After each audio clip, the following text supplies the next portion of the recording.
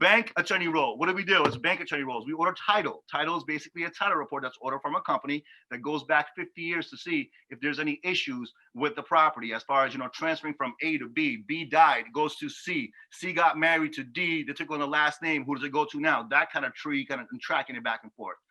We order the plot plan, which is actually the physical survey of the property. We order the MLC, which is the municipal lien certificate, tells you the taxes of the property.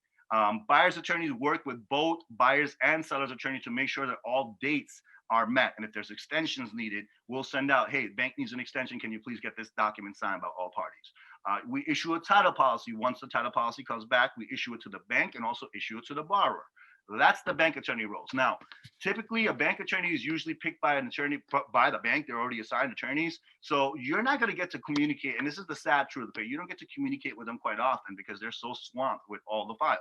You get to typically communicate with their paralegal, their assistants, and so on and so forth.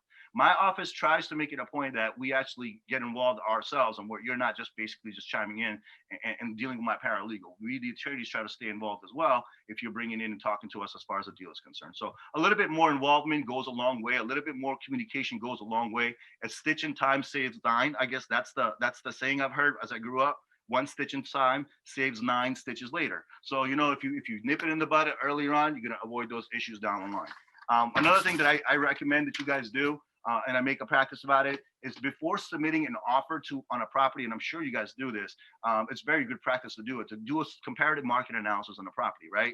To make sure that the property you guys putting in an offer with will come back, with the value it needs to be, because that's the whole appraisal clause that we talk about as far as putting in the offer to purchase. We want to make sure that the bank comes back and says this property is worth what you're actually offering for it. So we want to make sure before you actually do that, try to do a comparative market analysis, gives you a fair analysis of what the property's worth. And that's what the bank is typically going to be using anyway, those properties when they come and do their comps. I hope that kind of makes sense. Any questions on that? Because I'd like to move over to the purchase and sales and kind of talk about that.